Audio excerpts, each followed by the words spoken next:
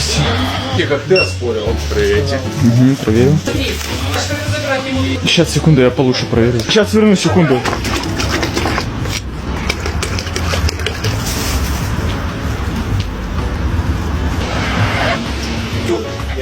Где проверять можно?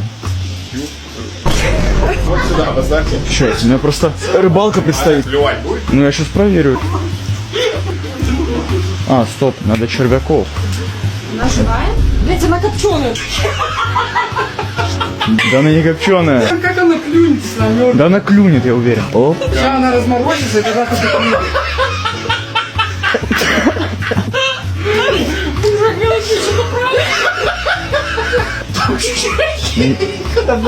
Мне кажется, она не клюнет. Все будет. Так. И что, давно с друзьями рыбачишь? 3 года ни разу еще не словили ничего. Ну, скорее всего, в удочке дело. Да, удочка просто. Ага.